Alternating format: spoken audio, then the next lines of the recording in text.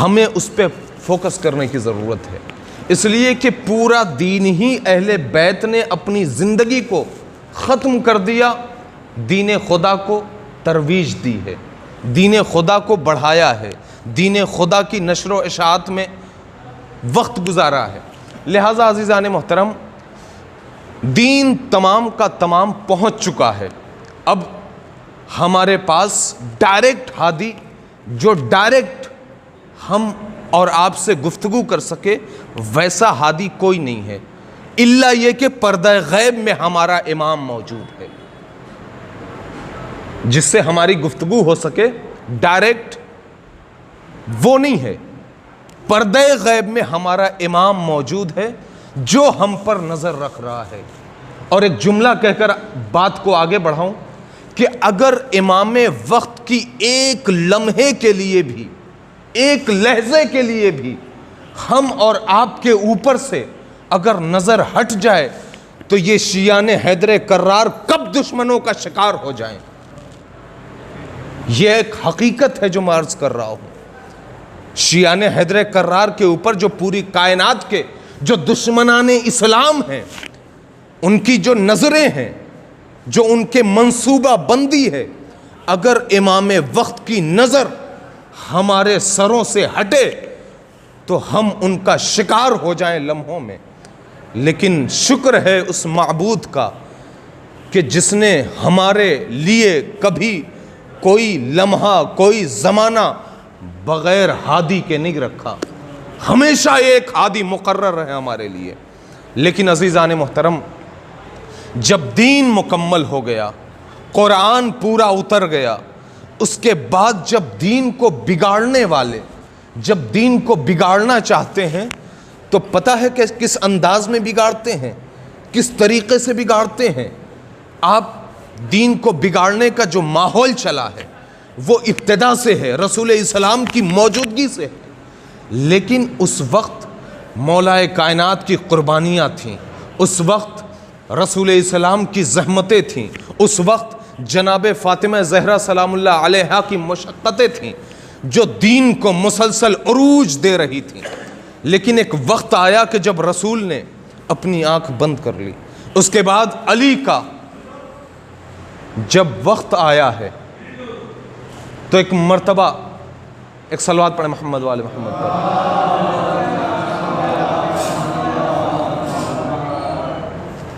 مولا کائنات کی حکومت کے بعد جب معاویہ کا دور حکومت آیا تو معاویہ نے سب سے پہلے اس دین میں بگاڑ پیدا کرنے کے لیے، اس دین کو خراب کرنے کے لیے پتہ ہے کیا کیا؟ میں آپ کے سامنے تاریخ پیش کر رہا ہوں، تاریخ۔ معاویہ نے سب سے پہلے یہ کیا کہ ممبروں سے علی کے خلاف بولنے کے لیے مقرر کر دیا لوگوں کو۔ جمعہ ہو رہا ہے، امام جمعہ کو کہہ دیا کہ علی پر شب و ستم کرو، اور اس کے بعد جب یہاں سے منزل اور آگے بڑھی تو معاویہ نے یہاں تک کیا کہ اس دور میں جو بچے تھے، جو چھوٹے چھوٹے بچے ہوا کرتے تھے، ان کے سلیبس میں، ان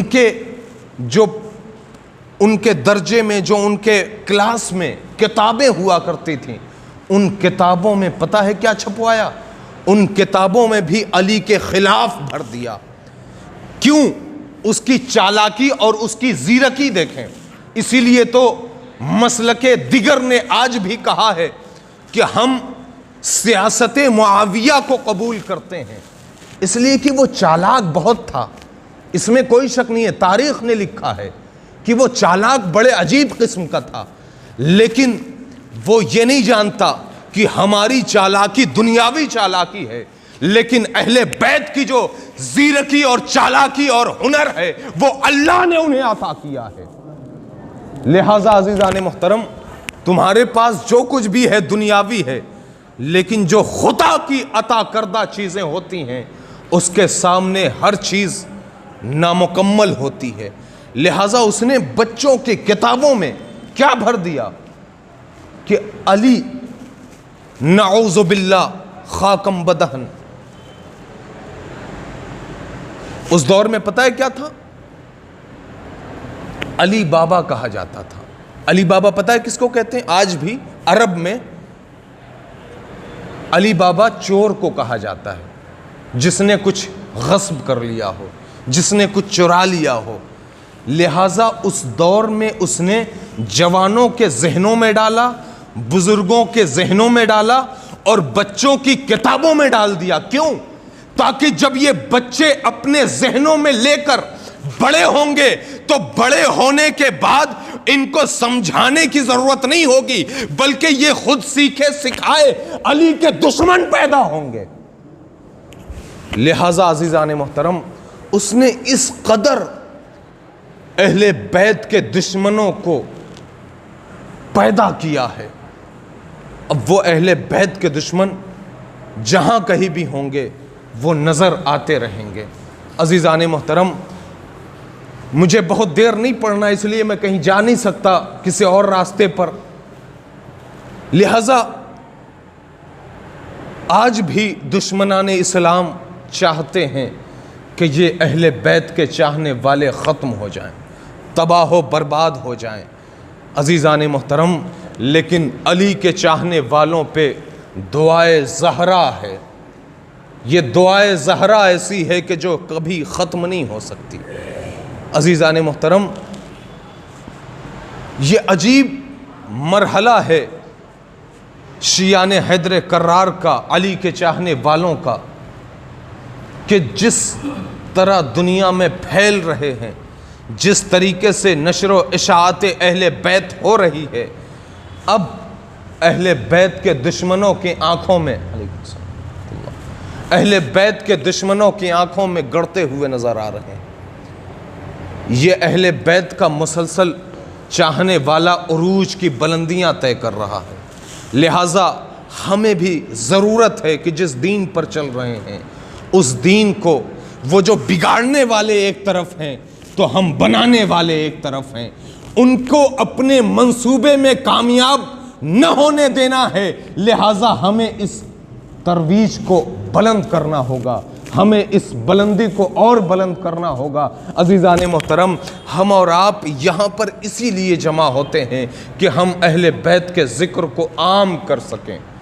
آج منبر حسین سے اگر کوئی خطیب فضائل علی بیان کرتا ہے تو ضروری نہیں ہے کہ 1000 اور 500 کا مجمع ہو تبھی علی کی فضیلت بیان ہوگی، بلکہ اگر مجمع کا ایک آدمی بھی موجود ہے اور وہ واقعاً اہل بیت کا چاہنے والا ہے تو پھر ہمیں سوچنے کی ضرورت نہیں ہے کہ در اہل بیت پر کون ہے، فرش عزا پر کون ہے، بلکہ ہمیں صرف فرش بچھا دینا ہے۔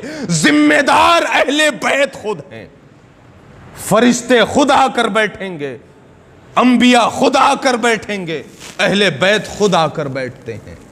آپ کو روایت کا جملہ سناؤں؟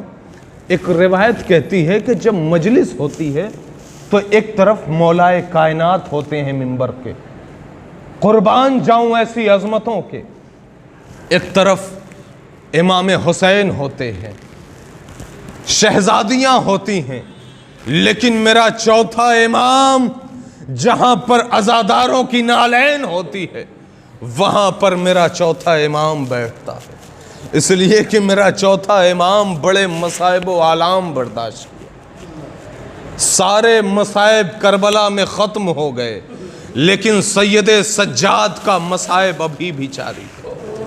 ہاں عزیزان محترم، پابندی وقت کی وجہ سے میں کچھ آپ کو دے نہیں سکا، لیکن محرم کے ایام ہے، گریہ ضرور کرنا۔ وقت کی پابندی کی وجہ سے میں کچھ نہیں کہہ سکا، کچھ نہیں عرض کر سکا، لیکن عزاداروں کے لیے ایک جملہ کہنا کافی ہوگا کہ بس عزادار ہو تو عزادار رہو، عزادار ہو تو عزادار بنو، اس لیے کہ تمہیں پتا ہے کہ عزاداری کس کی کر رہے ہو، اس حسین کی عزاداری کر رہے ہو کہ جس حسین کو آج کائنات کا کوئی بھی مذہب ہو قبول کرنے کے لیے تیار ہے۔ لہٰذا اگر اس کے عزادار ہو پھر ہمیں بھی ہر مذہب قبول کرنا چاہیے، ہر مذہب والے قبول کرنے چاہیے کہ ہاں یہ واقعاً حسین کا سچا عزادار ہے، اس لیے کہ حسین نے انسانیت کے لیے قربانی دی تھی۔ میں ایک جملہ کہوں، 72 شہداء تھے نا، اس میں کون تھا؟ کیا اہل بیت کے گھرانے کے لوگ تھے؟ نہیں۔ کیا سب شیعہ تھے؟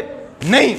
کیا سب مسلمان تھے؟ نہیں، بلکہ اس میں عیسائی بھی تھے، اس میں سنی بھی تھے جو فقہ عثمانیہ پر عمل کرتے تھے۔ زہیر کون تھے؟ زہیر ابن قین کون تھے؟ وہ فقہ عثمانیہ، آج جو اہل سنت حضرات ہیں جو علی کو چوتھا خلیفہ مانتے ہیں، وہ اس مذہب سے تھے، عیسائی تھے، کرسچن تھے۔ اور عجیب بات یہ ہے کہ کچھ ایسے لوگ بھی تھے کہ جو نہ اہل بیت کو مانتے تھے نہ اہل بیت کو جانتے تھے، لیکن حسین نے کیسے اکٹھا کیا ہے۔ آپ تصور کریے حسین نے کربلا کے لیے کیسے اکٹھا کیا ہے۔ اس لیے کہ حسین کو پتا ہے کہ زہیر تم ہو تو اس جانب، لیکن خدا نے جنت تمہارے لیے بنائی ہے۔ حبیب ابن مظاہر تم بیٹھے ہو کوفے میں، میرے حالات پتہ نہیں ہیں، لیکن خدا نے جنت بنائی ہے تمہارے لیے۔ وہب قلبی اور تمام کے تمام شہدائے کربلا کو اکٹھا حسین نے جمع کیا، اور جمع کرنے کے بعد جب وقت آخر آیا تو سب سے پہلے امام حسین نے تمام کے تمام عزیزوں کو، اقارب کو نہیں بھیجا، بلکہ پہلے اپنے تمام کے تمام احباب کو بھیجا۔ انہی احباب میں، انہی دوستوں میں ایک بھائی تھا جس بھائی کو حبیب ابن مظاہر کہا جاتا ہے۔ دوست تھے نا، لیکن حسین نے اپنا بھائی بھی کہا تھا۔ جناب حبیب ابن مظاہر کے لیے روایت کہتی ہے کہ جناب زینب نے جب کہا بھیا اگر آپ کا بھی کوئی چاہنے والا ہو تو بلا لیجیے، حسین نے خط لکھا، حبیب ابن مظاہر کے پاس پہنچا، اور پہنچنے کے بعد قاصد نے دق الباب کیا۔ حبیب ابن مظاہر نے دروازہ کھولا، کہا کون ہے؟ کہا میں قاصد ہوں حسین کی جانب سے۔ خط لیا، کھولا، پڑھا، پڑھنے کے بعد آنکھوں سے لگایا۔ زوجہ نے کہا کیا ہے؟ خط ہے۔ کس کا خط ہے؟ حسین کا خط ہے۔ کون حسین؟ نواسہ رسول حسین۔ کیا لکھا ہے؟ حسین نرگہ آدھا میں گھرے ہوئے ہیں۔ کیا کہہ رہے ہیں؟ نصرت کے لیے بلا رہے ہیں۔ کیا چاہتے ہیں؟ چاہتے ہیں کہ میں ان کی مدد کے لیے جاؤں۔ کیا سوچا ہے؟ سوچتا ہوں کہ تمہارا کیا ہوگا۔ ایک مرتبہ جناب حبیب ابن مظاہر کی زوجہ نے کہا اور کچھ لکھا ہے؟ کہا ہاں ایک اور جملہ لکھا ہے۔ کہا کیا لکھا ہے؟ کہا سب سے پہلی جو لائن ہے اس میں یہ لکھا ہے کہ اے حبیب جملہ سن لینا، اے حبیب نواسہ رسول ہوں، تمہیں پتا ہے میری حیثیت کیا ہے، میں کس قبیلے سے ہوں، کس خاندان سے ہوں، کس کا نواسہ ہوں، اور اب نرغہ آدھا میں ہوں، تمہیں نصرت کے لیے بلا رہا ہوں۔ لیکن زوجہ نے کہا آگے کیا لکھا ہے؟ کہا آگے یہ لکھا ہے کہ میرے ساتھ میری بہن زینب بھی ہے۔ جزاک اللہ جزاک اللہ۔ ایک مرتبہ زوجہ کی حبیب کی زوجہ تڑپ گئی، اور تڑپنے کے بعد ابھی بھی تم کہتے ہو کہ میں سوچ رہا ہوں تمہارا کیا ہوگا۔ ارے حسین کے ساتھ زینب ہے، تم چوڑیاں پہن لو، میں جاؤں گی ردا پہن کر حسین کی نصرت کے لیے۔ حبیب نے ایک مرتبہ کہا ہائے رے حسین کی غربت، ہائے رے حسین کی مظلومیت، یہ وقت آ گیا کہ خواتین بھی حسین کے لیے اپنے دل میں یہ احساس پیدا کر رہی۔ حبیب نکلے، گھوڑے کو لیا، غلام کو لیا، لینے کے بعد حسین کی بارگاہ میں پہنچے۔ جب ایک مرتبہ دور سے گرد کو اڑتا ہوا دیکھا تو حسین وہ جو علم لدنی کا مالک تھا اس کا لال تھا نا، ایک مرتبہ اپنے بھائی سے کہا عباس ادھر آؤ، علی اکبر ادھر آؤ، دیکھو میرا بھائی آ رہا ہے، استقبال میں کوئی کمی نہیں ہونی چاہیے، میرا بچپنے کا دوست آ رہا ہے، استقبال میں کوئی کمی نہیں آنی چاہیے۔ حبیب قریب آئے، حسین پہنچے، علی اکبر پہنچے، عباس پہنچے، کلیجے سے لگایا، کہا اے حبیب ارے ایسے وقت آئے ہو، میں مہمان نوازی نہیں کر سکتا، مجھے معاف کر دینا۔ اتنا کہنا تھا کہ ایک مرتبہ ادھر سے فضہ دوڑتی ہوئی آئی، کہا اے حبیب اب جملہ سن لینا، کلیجے کو تھام لینا، ارے زینب جو علی کی شیر دل بیٹی ارے جناب حبیب کو سلام کہلا رہی ہے، اے حبیب میرا سلام قبول کرو۔ حبیب نے سنا، ایک مرتبہ سر و سینہ پیٹا، کہا اے بی بی ارے یہ وقت آ گیا کہ اس ناچیز کو آپ کا سلام۔ ہاں آزاداروں، جناب حبیب نے قربانی پیش کی، قربانی پیش کی، اور جب قربانی پیش کی ہے تو دو جملے پڑھ کے رحمت کو تمام کر دوں گا۔ جب قربانی پیش کر دی تو ایک مرتبہ امام حسین کو بڑی محبت تھی حبیب سے، دوڑ رہے ہیں، جا رہے ہیں حبیب کی طرف۔ جب حبیب نے وقت آخر کہا ہے السلام علیک یا ابا عبداللہ، جب نصرت کے لیے بلایا حبیب نے تو ایک مرتبہ حبیب کی طرف جب حسین دوڑے ہیں تو عباس نے کہا اے میرے آقا آپ ٹھہر جائیے، ہم جاتے ہیں۔ علی اکبر نے قریب آ کر کہا بابا آپ رکیے، ہم جاتے ہیں نصرت کے لیے۔ لیکن حسین نے کہا نہیں، یہ سچائی اور یہ محبت کا تقاضا یہی ہے کہ حبیب کی لاش پر یہ غریب حسین جائے گا۔ حسین پہنچے اور حسین نے اپنے زانوں پہ سرے حبیب کو رکھا۔ ہاں عزاداروں، امام حسین کے زانوں پر حبیب نے داعیے لبیک کو الاجل کہا، اور اس کے بعد کا ایک جملہ پڑھ دوں یہیں سے زحمت تمام، کہ جب تمام کے تمام شہداء کے سر کو نوکے نیزہ پر بلند کر کے لے کے جایا جانے لگا تو ایک مرتبہ کربلا سے جب قافلہ نکلا ہے تو کربلا سے نکل کر کوفہ پہنچا۔ اب اپنے جگر کو تھام لینا، کربلا کے مصائب سن رہے ہو، حسین کے قلی الجوان علی اکبر کے مصائب سن لو۔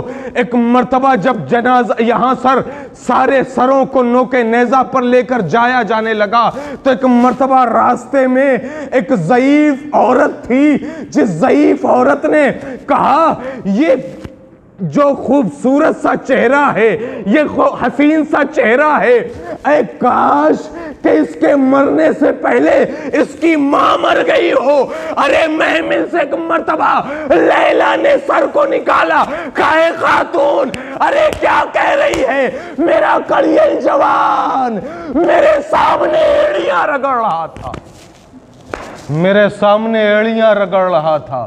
یہی کربلا سے کوفہ کے درمیان کا واقعہ ہے، لیکن اب حبیب کا واقعہ سنو۔ ابھی جوان کا تذکرہ کر رہا تھا، میں نے یہ جملہ الگ سے اس لیے کہا کہ ایک مناسبت تھی، اس لیے علی اکبر کا تذکرہ کیا ہے۔ یہ درمیان کا واقعہ ہے۔ اب جناب امام حسین کا یہ پورا قافلہ جو سر نوکے نیزہ پر ہے، یہ کربلا سے نکل کر کوفہ پہنچ گیا۔ جب کوفہ پہنچا ہے تو کوفے میں خولی کے حوالے پتہ ہے کس کا سر تھا؟ جناب حبیب ابن مظاہر کا سر تھا۔ خولی کے حوالے حبیب ابن مظاہر کا سر تھا۔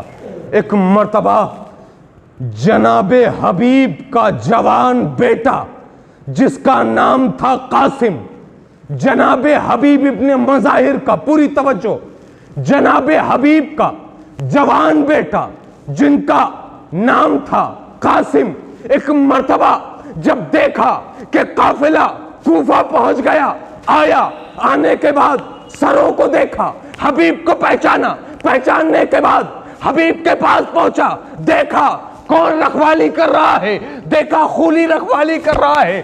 خولی سے کہا، اے خولی، یہ میرے بابا کا سر ہے، یہ میرے بابا کا سر ہے، یہ میرے بابا کا سر ہے، مجھے دے دو، میں وارث ہوں۔ ایک مرتبہ خولی نے کہا کہ ابن زیاد نے اس پر بڑے انعامات رکھے ہیں، میں انعامات کے لیے تمہیں سر نہیں دے سکتا، مجھے وہ انعامات چاہیے۔ ایک مرتبہ حبیب کے جوان بیٹے نے کہا سر دے دو، تمہیں درہم و دینار چاہیے میں عطا کروں گا، تمہیں انعامات چاہیے میں دوں گا۔ لیکن ایک مرتبہ خولی نے کہا اب یہیں پر رو لینا جتنا رونا ہو۔ ایک مرتبہ خولی نے کہا کہ دیکھو انعامات تو میں لے سکتا ہوں، لیکن شام میں جا کر سروں کی گنتی ہوگی، 72 سر چاہیے شام میں۔ ایک مرتبہ ارے جناب حبیب کے بیٹے نے جناب حبیب کے سر کو لیا، اور لینے کے بعد ایک مرتبہ سید سجاد کے قریب سے گزرتا ہوا کہتا ہوا گزر رہا ہے کہ ارے جس کا جوان